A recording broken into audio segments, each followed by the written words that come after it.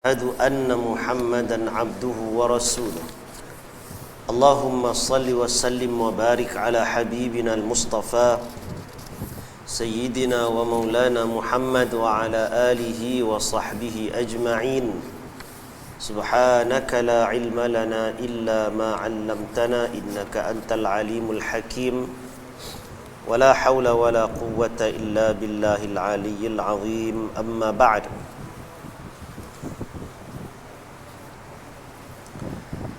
Tuan-tuan muslimin muslimat yang dirahmati Allah Subhanahu wa taala, alhamdulillah setinggi-tinggi kesyukuran kita panjatkan kehadirat Allah Jalla wa Ala dengan perkenan nimpa izin daripada Allah.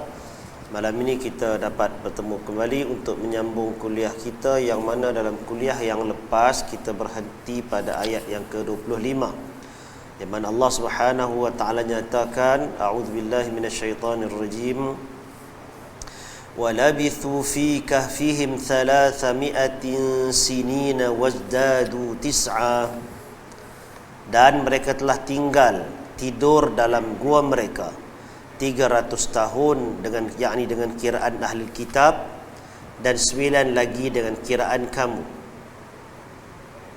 Kita berhenti sampai ayat itu. Baik, jadi tuan-tuan yang dirahmati Allah Subhanahu wa taala, dalam ayat itu, dalam ayat yang kita baca itu, Allah Subhanahu wa taala telah tutupkan cerita tentang yang kita sebutkan dari itu, tempoh masa Ashabul Kahfi berada di dalam gua tersebut. Allah Taala sebutkan dua bilangan, iaitu yang pertamanya ialah selama 300 tahun, diterjemahkan oleh ulama tafsir sebagai mengikut kiraan ahlul kitab. Kalau kita gunakan ilmu moden kita, 300 tahun itu ialah mengikut kiraan sistem matahari yang kita gunakan dengan kalender Masihi yang tuan-tuan sambut New Year, sambut tahun baru tu kan. Kita kalau guna kiraan yang tu, tempohnya 300 tahun. Tapi kalau kita gunakan sistem bulan sebagaimana yang digunakan dalam kalender hijrah, orang panggil kalender Islam tu, kalender sempena hijrah, jumlahnya ialah 309 tahun. Pasal perbezaan selepas 300 tahun tu dia ada 9 tahun bezanya. Baik, tuan-tuan yang dirahmati Allah Subhanahu wa taala. Jadi itu tentang tempoh masa. Allah Taala sambung lagi bicaranya dalam ayat ini, dalam ayat seterusnya yang kita nak bincangkan malam ini. Allah Ta'ala firmankan, a'udzubillahi minasyaitonirrajim, qulillahu a'lamu bima labithu lahu ghaibus samawati wal ard absir bihi wa asmi' ma lahum min dunihi min waliyyin wa la yushriku fi hukmihi ahada. Baik, tuan-tuan yang dirahmati Allah, maksud ayat ini, katakanlah wahai Muhammad, Allah jualah yang maha mengetahui tentang masa mereka tidur. Baginya lah tertentu ilmu pengetahuan segala rahsia langit dan bumi. Terang sungguh penglihatannya, yakni terhadap segala-galanya. Tidak ada bagi penduduk langit dan bumi pengurus selain daripadanya, dan ia tidak menjadikan sesiapa pun masuk campur dalam hukumnya. Baik, tuan-tuan yang dirahmati Allah, ayat ini tuan-tuan seruan kepada Nabi SAW, perintah kepada Nabi. Qul, katakanlah wahai Muhammad. Katakanlah wahai Muhammad, apa yang Nabi nak kata ni? Nak sampaikan kita apa? Allahu a'lamu bima labithu. Allah yang maha mengetahui berapa lama tempoh mereka tu tinggal di dalam gua. Sama ada mereka tinggal dalam gua tu, mereka tidur lena betul-betul ke, bergerak macam yang disebutkan, ataupun dia mati kemudian dihidupkan balik. Allah yang maha mengetahui. Kita ni setakat mana yang dibagi tahu sahaja. Itu disiplin yang dipegang oleh orang-orang yang beriman kepada Allah dan beriman kepada Rasulnya. Pasal apa kita kata begitu? Kerana kisah Ashabul Kahfi adalah kisah dahulu kala, kisah yang tidak ada siapa pun di kalangan kita nampak benda tu. Bahkan Nabi SAW sendiri tak tengok pun cerita tu, tak tahu pun tentang perincian Ashabul Kahfi, melainkan hanya apa yang baginda dapat melalui wahyu daripada Allah Subhanahu wa taala. Justru itu Allah Taala tegaskan kepada Nabi untuk bagi tahu kepada kita, untuk bagi tahu ni supaya apa? Supaya jangan ada siapa-siapa yang memandai-mandai. Jangan ada siapa-siapa yang sonok-sonok, suka-suka memandai-mandai untuk menebak, untuk mengagak-agak, untuk menjangka-jangka, atau dalam istilah yang kita sebut merapu-rapu, merepek, untuk kunun-kunun dia tahu cerita Ashabul Kahfi lebih daripada apa yang Allah Ta'ala wahyukan kepada Nabi SAW. Pendek kata, benda berkaitan dengan benda ghaib ini tuan-tuan, kita cerita awal dulu ni, masa kita bicarakan awal surah ni dulu ni, benda berkaitan dengan hak ghaib ni tuan-tuan, benda tak nampak di mata kita, melainkan mesti melalui wahyu. Kita berhenti dekat mana yang wahyu habaq kat kita. Hak tu cara dia. Kalau kita nak kata ada dalam kitab sebut yang nu sebut yang ni, kitab mana yang kata macam tu habaq mai? Kalau kita ni kitab tu bab mai, kita tengok kitab tu cerita apa sumber dia. Sumber dia datang daripada Quran. Kalau sumber daripada Quran, Quran masing-masing pakai doa-doa kat tuan-tuan kan. Balik tengok ada tak cerita dalam Quran. Baik, betul. Cerita tu mai daripada hadis Nabi. Bukan hadis Nabi, betul hadis ni cerita Nabi SAW, betul memang cerita benda tu. Kita terima alal ain wa ras kata Arab. Terima.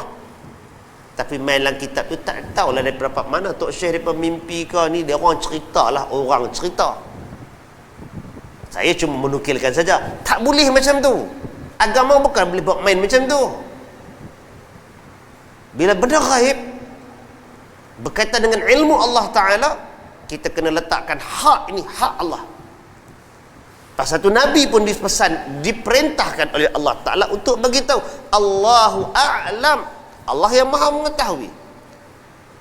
Bima labithu, berapa lama mereka tinggal. Bukan cerita berapa lama saja mereka tinggal, segala perincian cerita tu hanya Allah Subhanahu wa Ta'ala saja yang tahu. Dan semasa mereka duduk dalam gua 309 tahun tu pun tak ada siapa tahu apa yang jadi kat mereka, melainkan setakat mana yang Allah cerita je. Lebih daripada tu Nabi pun tak tahu. Ini disiplin. Kalau kata tak boleh kita cerita bagi seronok. Kalau ceramah tak ada cerita-cerita macam tu, tak syok ada apa kata. Mai cerita teori kod tu, teori kod ni, ambil hak sains tu sikit, sains. Kalau ambil hak sains tu betul tak apa lagi. Ambil fakta sains salah pula, malu kat orang. Agama ni ada disiplin dia. Pasal tu dalam ayat ini Allah Ta'ala sambung lagi, lahu ghaibus samawati wal ard. Milik Allah Ta'ala lah, tertentu bagi Allah Ta'ala lah ghaibus samawati wal ard, apa yang menjadi rahsia di langit dan di bumi. Tuan-tuan yang dirahmati Allah Subhanahu wa Ta'ala, jadi ilmu ni dipanggil ilmu akidah, keyakinan. Kita yakin bahawasanya Allah yang maha mengetahui. Selepas daripada itu, apa-apa saja yang diwahyukan kepada Nabi, hak tu mai daripada Allah, kita wajib beriman dengannya. Orang yang tak dapat wahyu, dia tak boleh dakwa-dakwi benda-benda hak yang tak nampak, benda yang ghaib. Melainkan kalau ada dibuktikan secara evident ilmu manusiawinya, macam kita kata kalau kajian sejarah, orang nampak dekat tempat ni ada orang, maknanya nak tahu pengetahuan yang begitu bolehlah. tempat ni ada tempat orang tinggal, macam orang kata Perak Man, hak belah-belah sana tu kan. Sini berdasarkan kepada penemuan fosil rangka, tulang mak nenek apa semua tu, kita tahu di sini ada penempatan, sini ada orang apa semua. Benda tu benda tak detail umum. Nak pergi cerita macam mana cara hidup depa makan apa, macam mana rupa, yang tu kita tak tahu. Manusia hanya boleh dapatkan macam kita kata dinosaur apa semua tu kan. Betul rupa bentuk hakikat tu hanya digambarkan berdasarkan kepada rangka tulang yang mereka jumpa, mereka buat macam tu. Adakah betul sebiji macam tu? Wallahu ta'ala a'lam. Kut telinga dia lain ke apa, kita tak tahu. Tapi sekarang ilmu manusia yang macam itu. Dan banyak lagi, kita hari itu lama dah kita sebut tentang perincian kategori yang dikatakan ilmu ghaib. Ada ilmu masa lepas, ilmu masa sekarang, ilmu masa akan datang.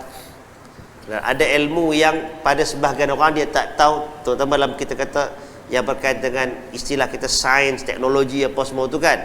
Orang ada sebagian orang tak tahu, sebagian orang lagi dia buat kajian, dia akan tengok, dia akan cerap, dia akan pantau, kemudian dia dapat susun kaedah. Itu ilmu lah. Tapi hakikat 100% hanya Allah Subhanahu wa taala sahaja yang mengetahui. Allah bagi ilmu kat manusia ni untuk dia explore, dia kaji, dia teliti dengan keupayaan yang terhad. Baik. Jadi Allah Taala kata absir bihi wa asmi', yang paling tahu, yang paling mengetahui, paling jelas pengetahuan tentang segala-galanya ini ialah Allah Subhanahu wa taala. Tuan-tuan yang dirahmati Allah, kalau kita nak bicarakan tajuk ni, sebenarnya ini ialah introduction kepada suatu keyakinan. Kalau kita rasa macam ragu-ragu, kalau kita rasa pasal apa pun nak kena sembah Allah Ta'ala, pasal apa pun nak kena doa minta ke Allah, pasal apa pun nak kena jadi hamba kepada Allah, pasal apa nak kena buat tu, pasal apa nak kena buat ni, pasal apa nak kena taat ke Allah Ta'ala. Ayat ini intro, nak buka cara kita fikir. Kita tidak mengetahui, tapi Allah Maha mengetahui.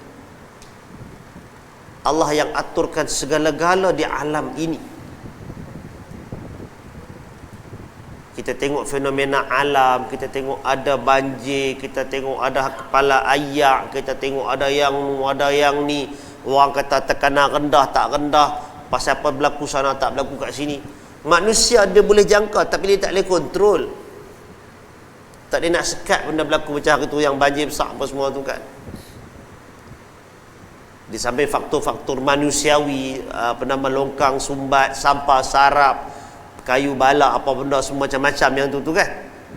Tetapi susun atur perjalanan alam ini hanya Allah Subhanahu wa taala yang mengetahui. Kita tak boleh nak kontrol benda tu.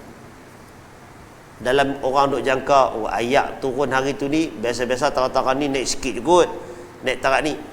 Kes kawan-kawan yang rumah tenggelam dulu ni, dia berkata duk jangka ni habis kuat pun tenggelam macam dulu. Dia kata takkan lutut ya, pakai lutut ya, apa kata. Sekali bila kena hak baru ni, apa kata, keluar rumah tak nak naik bot bomba tu ni, dia pakai dagu lah. Ada yang tengah duk bersyuarat, ada satu NGO tengah duk mesyuarat, sambil duk mesyuarat tu ayak planet tu sedap-sedap, ayak pakai petih lah, bawa keluar lari kereta apa semua, cepat-cepat. Ada yang sempat balik, yang tak dalam balik tu terkurung tinggal kat pejabat. Jenis surau pun pasang kapek 50,000 semua tu kan, baru pasang seminggu tenggelam. Kita bukan boleh kawal. Siapa yang kawal benda tu? Allah Subhanahu wa ta'ala. Jadi kalau kita kata kita ni boleh ke nak menongkat langit, bolehkah kita ni jadi orang yang tak mau ikut perintah Allah Ta'ala, tak mau taat kepada ajaran Allah Ta'ala? Bila kita baca ayat-ayat yang sebegini, untuk kita rasa kita ni kerdil, untuk kita rasa kita ni sebenarnya tak ada apa kekuatan, kalau bukan dengan ketentuan, kalau bukan dengan apa yang Allah Ta'ala aturkan untuk kita. Jadi yang perlu kepada kita ialah akur, patuh dan taat. Karena itu Allah Ta'ala sebutkan kepada kita, ma lahum min dunihi min waliyyin wala yusyriku fi hukmihi ahada. Tidak ada bagi penduduk langit dan bumi. Pasal tadi kita kata ghaibus samawati wal ard, Allah tahu segala rahsia langit dan bumi. Di langit ada penghuni, di bumi ada penghuni. Kita penghuni bumi. Daripada atas muka bumi, kita dengan segala haiwan, tumbuhan, serangga apa semua tu turun masuk ke dalam lapisan, setiap lapisan bumi itu dengan segala kehidupan yang ada tu, semuanya yang menjadi rahsia yang kita tak tahu apa semua ni, itu milik Allah Ta'ala. Allah tahu yang ada di langit, yang nampak tak nampak di mata kita. Kalau di alam kita di bumi ni, kita berkongsi hidup, ada yang haiwan, ada jin, ada apa semua kan. Mai ke langit sana ada malaikat. Dan kalau Allah kata ada lagi makhluk-makhluk lain, orang kata UFO ke apa ke, mana nak tahu, Quran tak habaq lah benda tu. Tapi itu rahsia Allah Ta'ala. Allah Ta'ala tahu benda tu semua. Jadi keseluruhan semua ni, yang ada di langit, yang ada di bumi, yang kita nampak, yang kita tak nampak, Allah Ta'ala kata tidak ada selain daripada Allah Ta'ala untuk menjadi pembantu dan pengurus untuk mengatur cara alam ini. Pusingan matahari, dia duduk pusing, berpusing pada paksinya, dia putar situ. Bumi, dia berputar pada paksinya, kan? Dia pusing bulat tu. Pusingan itu yang menjadikan malam dan siang. Lepas tu dia berpusing pula, dalam dia berputar tu dia pusing ikut orbit dia mengelilingi matahari. Ya, orang kira 365 hari apa semua tu kan, jadi setahun. Ada musim panas, musim luruh, musim bunga, musim sejuk apa semua tu, pusing tu. Siapa yang atur benda ni? Allah Subhanahu wa Ta'ala. Ada bulan, bumi ada 1 bulan, planet-planet lain ada yang 1, 2, 3, 4 bulan dia boleh atur pusing tu, tak belaga sama-sama mereka.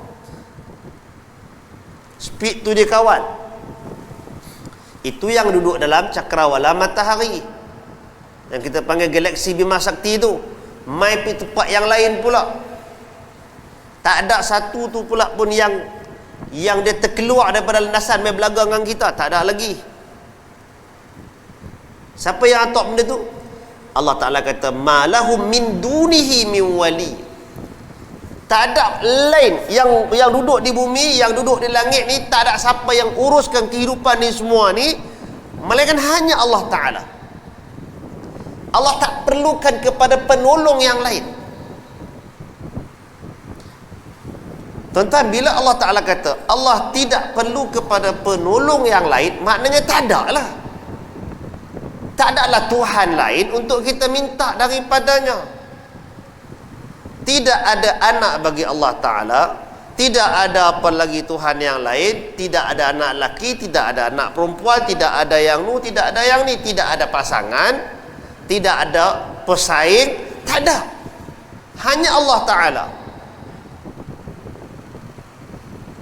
Oleh kerana hanya Allah Ta'ala, maka bila kita ini sedar yang tu, kita ini kena tahu kita ini hamba kepada Allah Ta'ala, minta daripada Allah. Fa idza sa'alta fas'alillah. Nabi kata kalau kamu nak minta ke Allah Ta'ala. Bukan minta kepada rijalul ghaib. Orang kata rijalul ghaib tok wali, bukan minta ke ahli naubah, bukan minta ke kepada mak semangat malim deman apa semua tu. Bukan nak pergi minta ke hantu raya, bukan nak pergi minta dekat hantu masuk hutan, bukan nak pergi minta dekat penunggu pokok, dah. Bukan nak pergi minta pada makam yang orang dah mati dah. Pasal apa tak boleh minta ke mereka? Pasal mereka bukan Tuhan. Pasal apa? Mereka tidak ada sebarang kuasa. Kalau ada orang kata dak, kita minta kat mereka tu pasal mereka tu nanti akan lindung kita, tu semua berepek canggah dengan ayat Quran. salah dengan Quran. Jadi tuan-tuan, bicara Quran ini nak bagi orang jangan kelam tau. Dia jangan, bila kita dengar mana ustaz ke tok guru tok syekh mana pihak apa, oh percaya terus macam tu. Cek balik ayat Quran. Allah Taala bagi intro untuk kita fikirkan. Lahu ghaibus samawati wal ard. Allah Taala yang Maha mengetahui ghaibus samawati wal ard ni, segala rahsia langit dan bumi. Absir bihi wa asmi'. Tak ada siapa lagi yang lebih jelas pengetahuan lebih daripada Allah Taala. Ma lahum min dunihi min wali. Allah Taala tak perlukan daripada sebarang pembantu, sebarang pengurus yang untuk tolong Allah Ta'ala.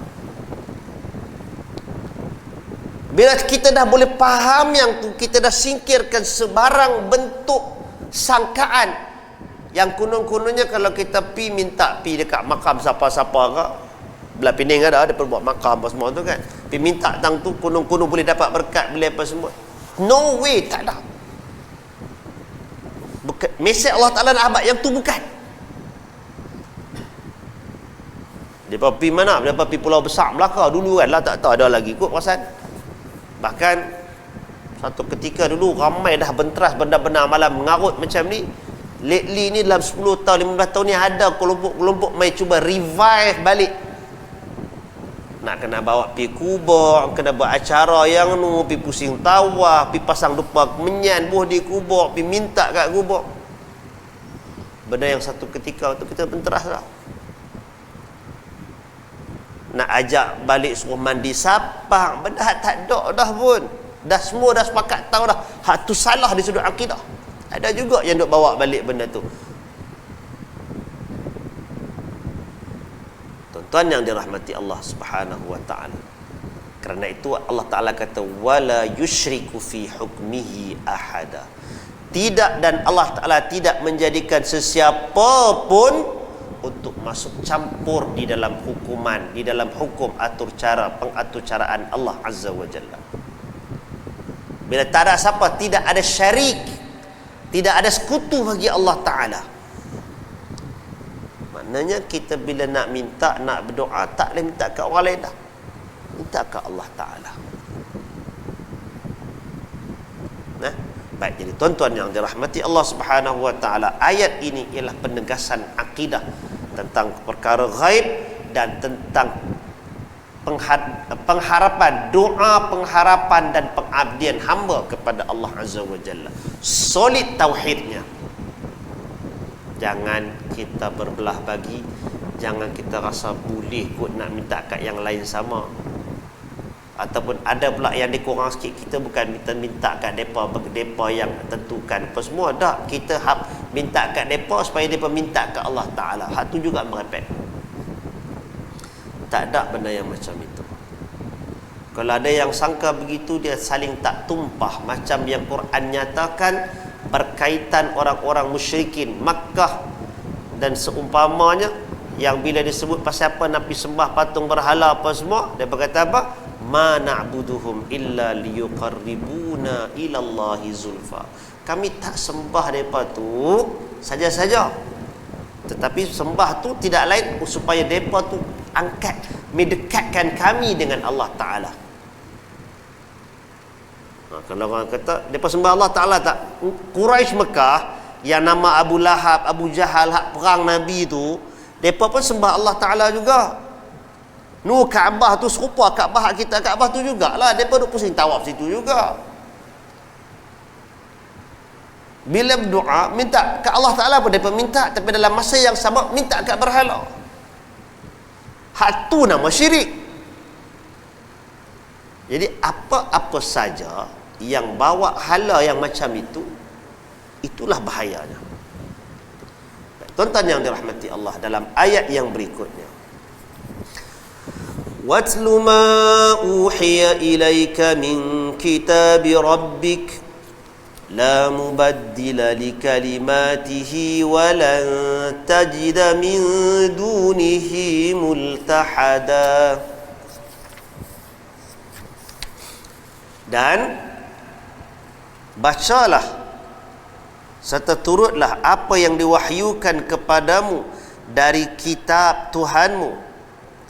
Tiada sesiapa yang dapat mengubah kalimah-kalimahnya dan engkau tidak sekali-kali akan dapat tempat perlindungan selain daripadanya. Tuan-tuan yang dirahmati Allah Subhanahu wa taala, perkataan yang digunakan oleh Allah taala ialah watlu. Tala yatlu tilawah. Perkataannya tilawah kan, kita pakai tilawah Al-Quran kan. Jadi perkataan tala yatlu ini kita diterjemahkan kepada makna baca. Tapi kalau kita faham konten perkataan ini dalam bahasa Arab, dia membawa maksud turuti jejak langkah, ikuti, follow. Dia bukan sekadar baca kosong, tapi baca tu dengan kita faham, kita ikuti apa benda yang dimaksudkan. Jadi apa yang Allah Ta'ala suruh kita ikuti, turuti jejak langkah ni dalam bentuk membaca, ma'uhiya ilaika. Allah perintah kat Nabi baca dan turuti jejak apa yang diwahyukan kepadamu, pada Nabi.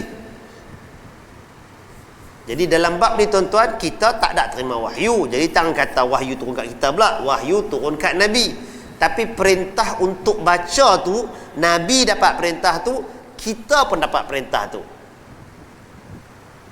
Semua perintah ke atas Nabi yang mana tidak ada pengkhususan untuk baginda, maknanya ia juga untuk umat.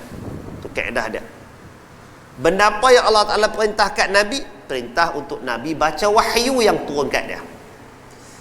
Perintah apa yang sampai kat kita, untuk kita juga menuruti, menjejaki dan baca wahyu yang turun kat Nabi. Apa wahyu yang turun kat Nabi?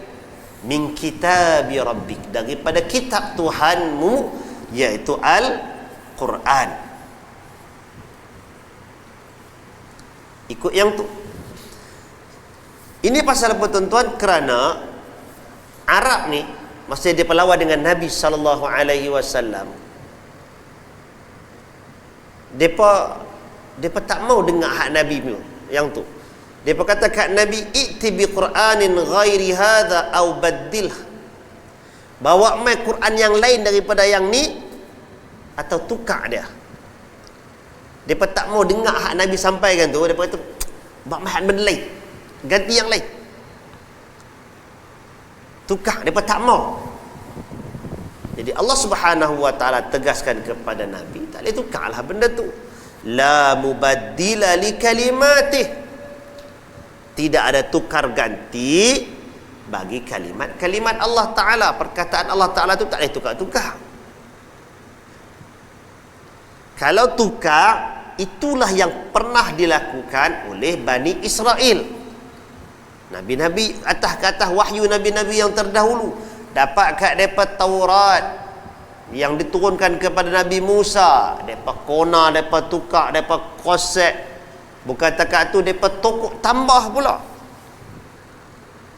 Mai Injil kepada Nabi Isa, mereka kona, mereka buat macam-macam. Bahkan kalau tuan-tuan yang mengikuti penamanya bidang comparison, perbandingan agama, comparative religion, ni perbandingan agama, kita kata perbandingan Quran dengan Bible apa semua tu, berapa banyak versi Injil, Bible tu ada kat mereka. Setiap satu tu kontradik, berbeza satu sama lain. Kalau takat Quran ni, kita beza di sudut bahasa, beza terjemahan. Beza terjemahan pun sebenarnya ada juga disiplin yang kita terima, ada yang kita tolak. Tapi hak asal, hak bahasa Arab dia tak berubah. Tapi untuk yang nu berubah. Pasal apa berubah? Pasal mereka tukar. Mereka tukar yang tu. Adapun Quran ini, Allah Subhanahu wa taala pesan kat Nabi, ikut hak yang Allah bagi, jangan pergi tukar. Tak boleh tukar. Jadi itu perintah untuk Nabi, itu juga perintah untuk kita. Jangan ubah, jangan suka-suka hati kita pi reka cipta yang lain daripada Quran. Dan alhamdulillah Allah Subhanahu wa taala specialkan, istimewakan Quran ini berbanding yang lain. Ini mukjizat yang paling agung, yang kekal sampai hari kiamat. Al-Quran ini Allah Taala kata apa? inna nahnu nazzalna dzikra wa inna lahu lahafizun. Sesungguhnya kamilah yang menurunkan az-zikr. Az-zikr itu ialah Quran. Wa inna lahu lahafizun, dan sesungguhnya kamilah yang memeliharanya. Yang para ulama kata ayat ini menjadi bukti Al-Quran itu perkataannya sama sekali tidak boleh diseleweng. Orang try buat je jumpa, try buat je terbongkar, buat je orang tahu ini bohong. Macam mana boleh tahu? Pasal ada ratus ribu juta manusia ni yang hafal Al-Quran. Kita kot taklah hafal kan, kita tak hafal Quran, hafal sikit-sikit, tapi ada ramai lagi dalam dunia ni orang yang hafal Quran. Jadi bila mai orang cetak Quran baru, Quran yang ada ubah sana sini, yang pi tambah kunun-kunun, ada surah lain kan, ada cuba dulu kan, mai kat depa apa tengok, ini tak sama yang kita hafal. Mai tanya kau ni, mana sama, ni bukan dia Quran. Benda tu senang terbongkar. Jadi dalam bab itu ayat Al-Quran ini terpelihara. Nabi tak tukar, para sahabat Nabi pun tak pernah ubah benda tu. Demikianlah benda tu turun-temurun. Tak ada siapa boleh ubah. Cumanya apa yang orang boleh buat? Macam mana nak seleweng benda tu? Iblis syaitan ni dia takkan nganga, rehat, tunggu, tak boleh ubah Quran. Ada relax punya, tak ada kerja. Mana boleh tu kerja depa. Kerja menyesatkan manusia, kerja depa. Jadi depa tak boleh ubah dari sudut penyelewengan ayat tu. Depa ubah dari sudut makna. Salah faham. Depa ubah yang tu. Bagaimana Al-Quran ceritakan tentang Bani Israel ini, dia tukar perkataan sikit-sikit tu, tukar makna. Orang yang hanyut dan sesat, yang disesatkan oleh Allah Ta'ala dalam bab Quran ni, ayat tu dia tak boleh ubah, tapi dia akan cuba seleweng makna. Antara yang ketara ialah bila mai ada yang ajak Al-Quran ini ditafsirkan, ada zahirnya, ada batinnya. Yang zahir tu yang hampa belajar lah, dia kata ilmu semua ilmu kulit belaka. Hak geng kami ni semua belajar isi, hak ada benda yang batin. Itu siapa-siapa kata para ulama salaf yang menyeru kepada agama ni ada zahir ada batin, Quran ni ada zahir ada batin, itu adalah antara indikator kesesatan yang nyata. Itu semua nak bawa pergi sesat belaka. Pasal Quran tu ialah apa yang diturunkan kepada Nabi sallallahu alaihi wasallam, apa yang Nabi huraikan, apa yang Nabi habaq, apa yang difahami oleh para sahabat, dan apa yang sahabat sampaikan kepada kita. Dan dalam banyak tempat ayat Al-Quran kata bilisanin arabiyyin mubin. Quran ini dalam bahasa Arab yang jelas. Jadi sebarang bentuk huraian dan tafsiran, dia punya tiang serinya ialah pengetahuan dalam bahasa Arab. Dia tak boleh ulah ayat ni kita kona sampai bahasa kita. Kita baca terjemahan, lepas tu kita godek hak kita sendiri, sampai tinggal langsung hak asal. Tak boleh. Dia Quran ini digariskan oleh para ulama tafsir. Quran ditafsirkan oleh ayat Al-Quran. Ada ayat Quran ini disebutkan ayat sini, buka muka surah yang lain, ada huraian tentang ayat tersebut. Pergi tengok tang tu ada. Ayat yang lu ada sebut, mereka tahu, ayat ni huraikan apa yang ada di sana, menjelaskan maksud yang di sana. Yang tu ada. Kemudian ayat Al-Quran itu ditafsirkan sendiri ayatnya oleh Nabi sallallahu alaihi wasallam. Dia panggil al-tafsirul Quran bis sunnah, dengan hadis. Yang tu. Lepas daripada dua ni ada tafsiran para sahabat. Pasal apa kita mengutamakan tafsiran para sahabat? Sebab para sahabat ni depa tulah yang ada masa wahyu turun kat Nabi.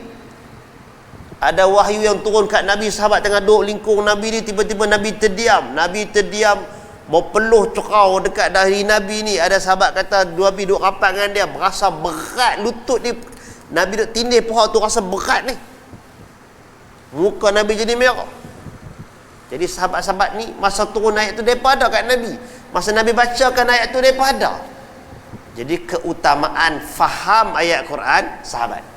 Tengok apa sahabat kata. Lepas daripada sahabat itu barulah ada ulama, kemudian itu yang asasnya tadi ialah dalam lingkungan bahasa Arab.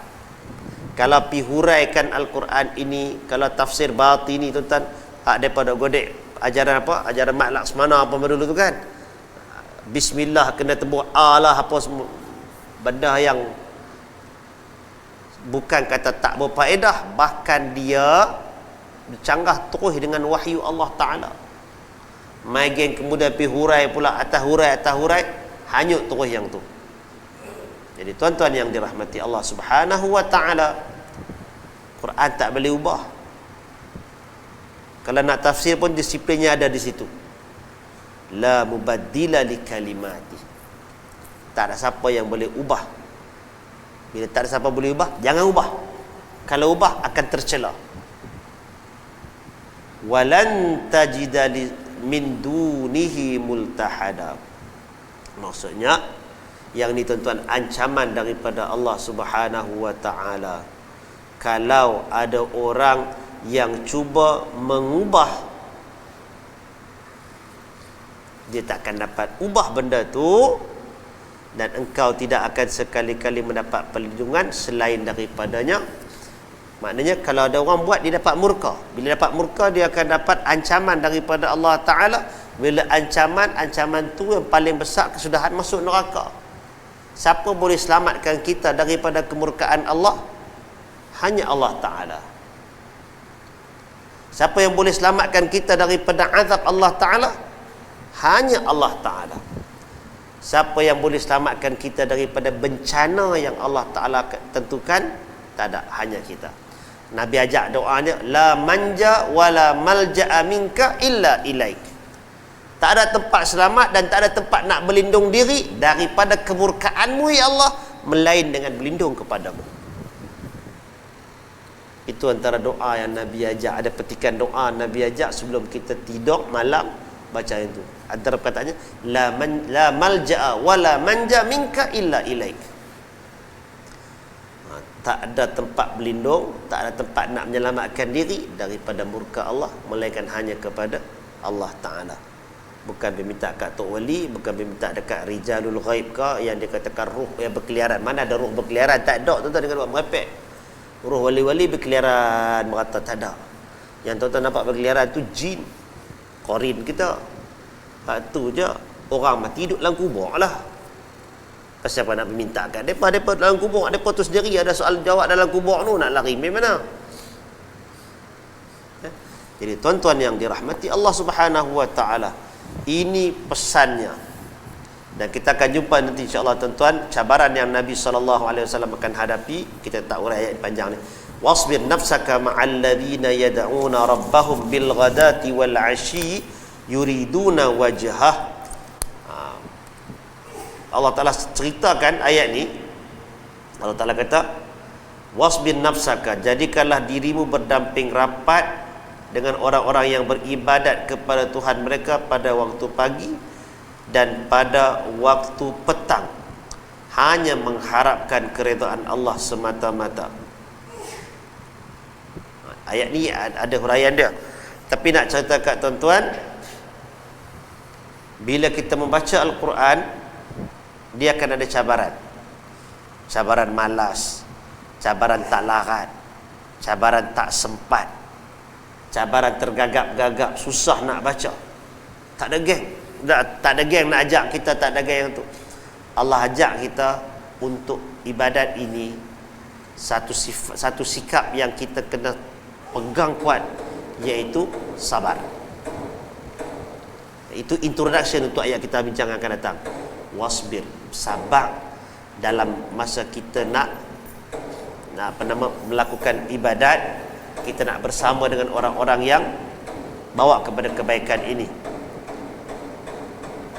Jadi kaedah dia, untuk kita baca Quran, untuk kita faham agama, kita kena jangan seorang-seorang, kita kena bersama dengan kelompok manusia yang ikhlas kepada Allah Subhanahu wa taala. Baru dia tidak menyeleweng. Jadi yang tu tak boleh, ayat ni kita akan huraikan kemudian. Cukup sekadar tu, isyak pernah masuk. Mudah-mudahan Allah Ta'ala bagi kefahaman kepada kita. Konklusi dia, penutup dia nak cerita tuan-tuan. Jadi hamba kepada Allah Ta'ala, ibadat kita kepada Allah, minta segala doa pengharapan kita pun hanya kepada Allah Ta'ala.